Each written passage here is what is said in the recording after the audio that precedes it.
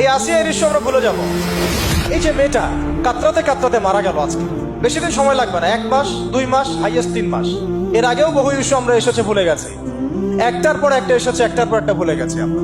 আপনারা দেখে নিয়েন 3 মাসের মধ্যে এই মেয়েটাকে সবাই ভুলে যান, এবং যাবো ভবিষ্যতে। লিখে নেন আপনারা, এই বাচ্চার কথা কেউ মনে রাখবে না, এই বাচ্চাটার কথা কেউ মনে রাখবে না।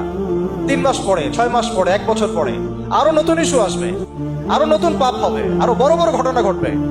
এরপরে মানুষ এই বাচ্চাটাকে ভুলে যাবে। এই বাচ্চাটা কি তার মৃত্যু যন্ত্রণা ভুলতে পারবে? তার সম্মানহানি ভুলতে পারবে? তার পিতামাতাকে ভুলতে পারবে? এখন প্রশ্ন হচ্ছে, তার পিতাকেও যদি আমরা জিজ্ঞাসা করি, ইসলামে রেপের শাস্তি হচ্ছে মৃত্যুদণ্ড, আর ব্যভিচারের শাস্তি হচ্ছে অর্ধেক কোমর পর্যন্ত পুঁতে পাথর নিক্ষেপ করে হত্যা করা, এবং বিবাহিত ব্যক্তি হলে এই শাস্তি, অবিবাহিত হলে 100 বেত্রাঘাত, 1 বছরের নির্বাসন এবং সমাজ থেকে বয়কট করা, আর ধর্ষণ হলে সরাসরি মৃত্যুদণ্ড। 3 মাস সময় লাগার কথা না, 3 দিনের মধ্যেই করা সম্ভব। এটা শরিয়া আইন, এটা আল্লাহ রাব্বুল আলামিনের শরিয়া বিধান। এখন তারাও কি এটাতে রাজি হবেন? যারা শোক প্রকাশ করছেন তারা কি এই বিধানটা কার্যকর করতে রাজি হবেন? ধর্ষককে সবার সামনে প্রকাশ্যে মৃত্যুদণ্ড দেওয়া হোক, শরিয়া আইন কার্যকর করা হোক, রাজি হবেন না।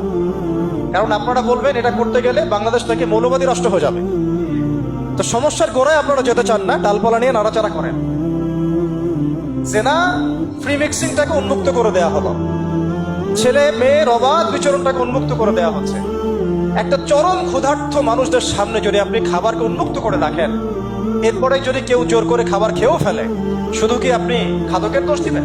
পুরো সিস্টেমটাই দায়ী, পুরো সিস্টেমটাই দায়ী। এখানে আপনি নারী পুরুষকে অবাধ মেলামেশা দিয়েছেন, ফ্রি মিক্সিং এ দিয়েছেন, একদম ছোটবেলা থেকেই, স্কুল লাইফ থেকে, কলেজ লাইফ থেকে, ইউনিভার্সিটি লাইফ থেকে, জব সেকশনে, এমনকি রাজনীতি করতে গেলে কর্পোরেট সেকশনে, ব্যবসায়িক সেকশনে, অফিস আদালতে, সব জায়গায় ফ্রি মিক্সিংকে অবাধভাবে আপনি উন্মুক্ত করে দিয়েছেন। আমরা উন্মুক্ত করে